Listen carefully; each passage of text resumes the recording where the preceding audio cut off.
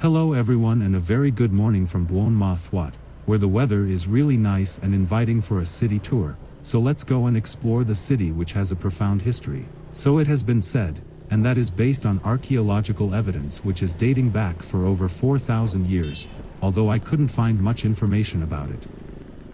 There seems to be much more information about the French colonial period, when in the year of 1904, the French established the Dak Lak province, and this city called Buôn Ma Thuột was selected as the provincial administrative center, rather than the trading center of Don on the Sripak River, according to what I read, and therefore Buôn Ma Thuột not only served as the administrative heart of the Dak Lak province, but also for the entire Central Highlands, and connecting various regions through its extended transportation networks. So much for the history of Buôn Ma Thuột. And now I am on my way to the largest Buddhist pagoda in the city, which is also one of the largest in the Central Highlands of Vietnam. Arriving now at Buôn Ma Thuot's largest Buddhist pagoda, which is called the Khai Don Pagoda, and officially named Sac Tu Khai Don Tu. This pagoda holds historical significance as it was the last pagoda to receive a royal decree of recognition, called Sac Tu, from a Vietnamese king. The pagoda was initiated in the year of 1951 by the Queen Mother Hong Thi Juk.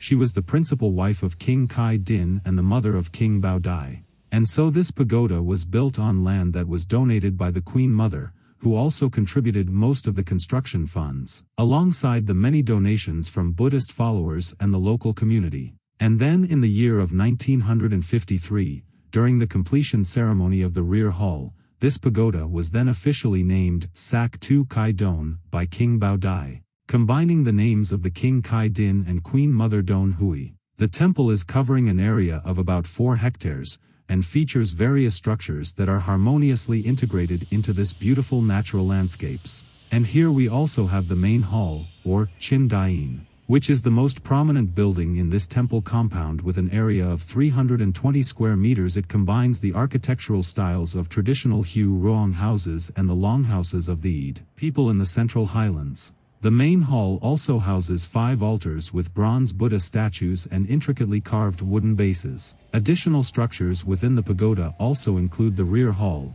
the bell tower, the drum tower, and a library that is called the Tong Kin Kak in Vietnamese. The rear hall, similar in structure to the main hall but simpler, contains statues of Quan Am and many memorials of past abbots. And then there is the bell tower that houses the large bronze bell, which is indeed an already impressive piece just by itself, and that was donated by the 2 princes, namely Prince Bao Long and Prince Bao Tang. And therefore this pagoda not only serves as the major center for Buddhism here in Dak Lak but as well as for the entire Central Highlands, and is often referred to as the Great Pagoda, or also as the Provincial Pagoda. It also has been the headquarters of the Buddhist Association here in the Dak Lak province since the year of 1986. And as we can see, the pagoda's unique history and architecture makes it a significant cultural and religious site, not only attracting numerous Vietnamese visitors but also international tourists and Buddhist followers from near and far.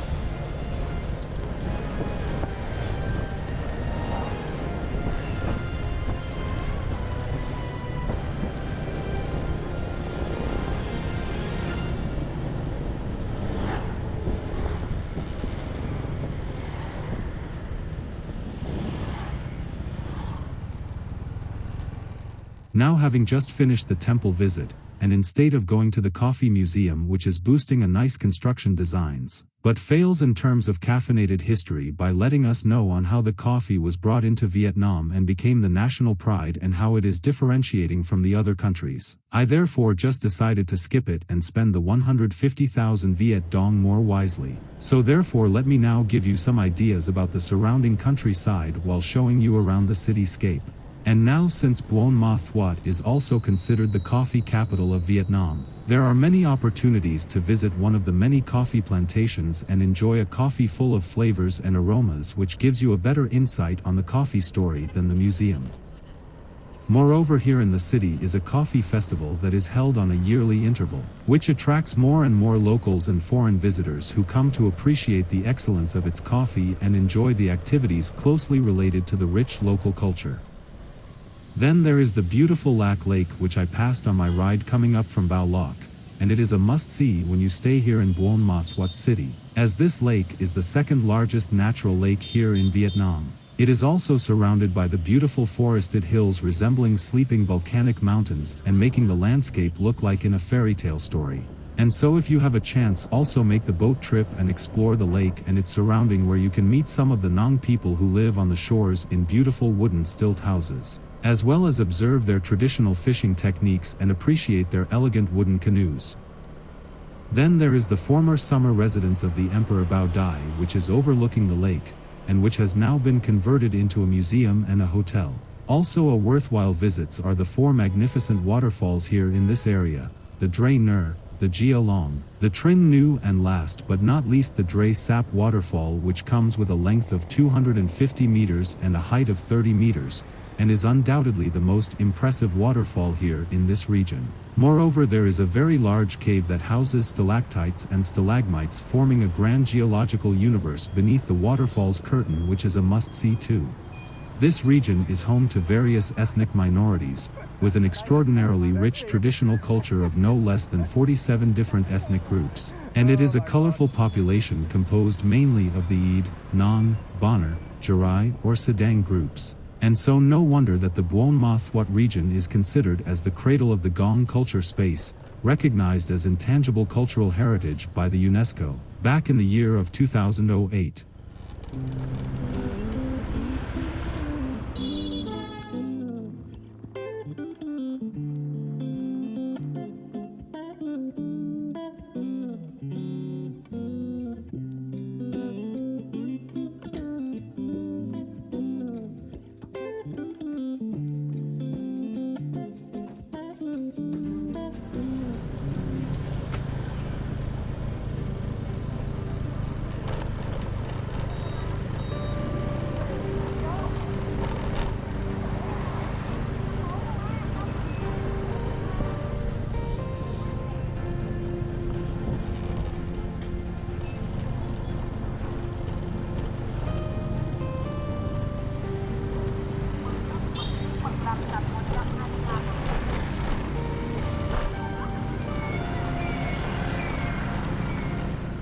Let me also quickly introduce you to the Amacon, or also called the Amazing Container Hotel and Coffee, and that is where I am staying right now, and which is unlike any of the traditional hotels that are built with concrete and steel frames. This container hotel, which is conveniently located on the central thoroughfare of Lai Tai Tu, is constructed by using dozens of refurbished shipping containers that are designed and decorated with vibrant colors to create a fully enjoyable and modern equipped guest room, which has quickly gained popularity among both the locals and the foreign tourists.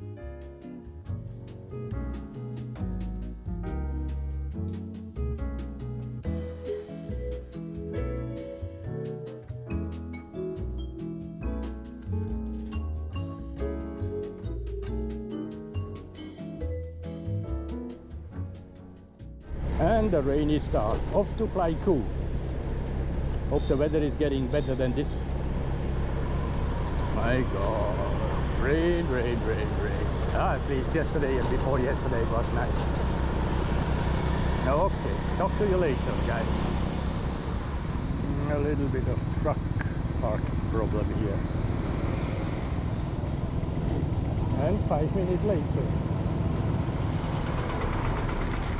And good morning to a new day, and as you can see, I am already on my way to my next destination, which is the city of Pleiku, and which is located in the central part of Vietnam and the capital of the Gia Lai province, which is nestled in the Central Highlands region, here in the middle of Vietnam. And we turn left to Pleiku.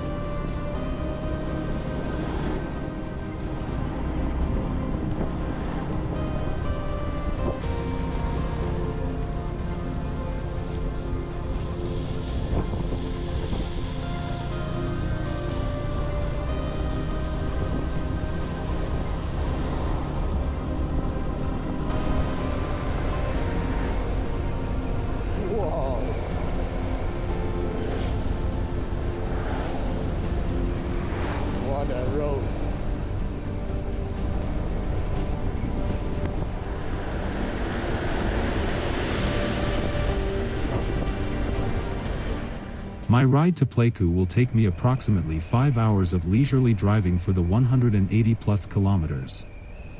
In the former time, Pleiku was a strategically important place, especially during the Vietnam War, because it was the primary terminus of the military supply logistics corridor extending westwards along the Highway 19, which was the location of the coastal population center and the port facilities of Canaan. Additionally, it was the central location on the plateau, between Con Tum to the north, Buôn Ma Thuột to the south, and the North Vietnamese Army's base areas inside Cambodia to the west, which made Pleiku the main center of defense of the entire Highland region of the Republic of Vietnam. And this was obvious to both sides, as the United States established an armed presence very early in the conflict at Camp Holloway, which was the former U.S. Army base near to Pleiku. And so the Viet Cong attack on this base going back as far as the early years of 1965 and was becoming one of the key escalating events that brought the U.S. troops into the conflict here in Vietnam. All the wind farms are here.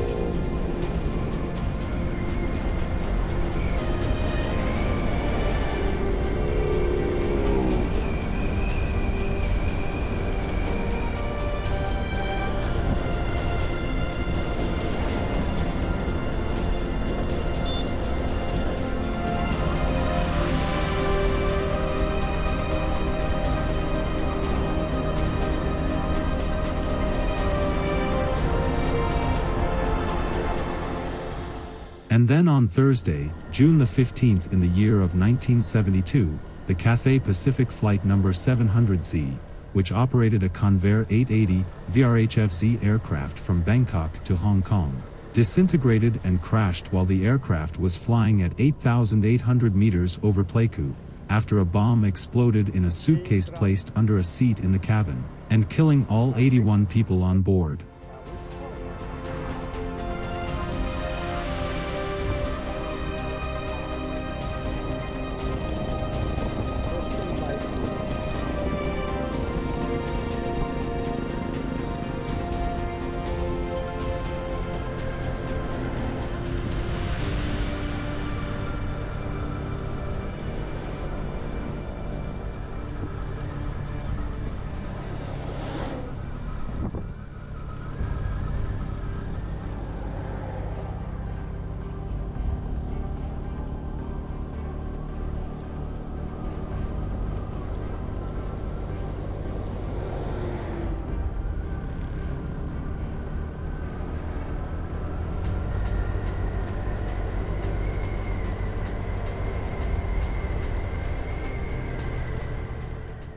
Later on, and after the fall of Buôn Ma Thuột to a major North Vietnamese assault in 1975, and the resulting insecurity of National Route 19 leading from Canaan, then President Nguyen Van Thieu ordered the hasty evacuation of Pleiku, the military operation to attempt the withdrawal of forces, down the very poorly maintained tertiary road through the town of Iun Pa and onward to the coastal town of Tai Hoa, led to a catastrophe in which over 100,000 evacuees from Pleiku and Con Tum were killed or left stranded without any support.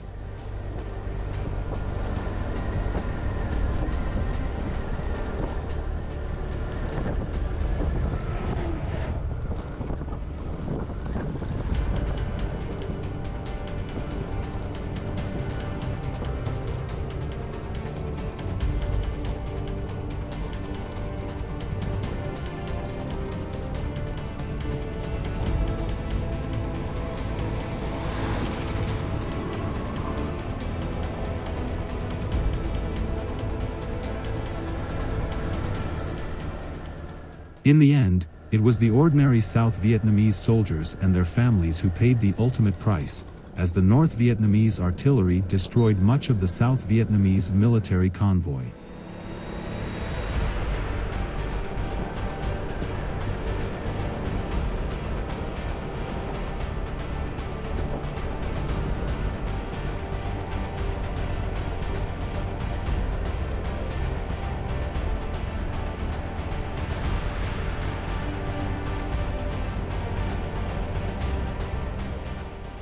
Today, fortunately, the setting and image of Pleiku has changed into a more animated ambience of happiness as many young people enjoy the vibrant city life, in one of the many parks and coffee shops lining up the many colorful streets.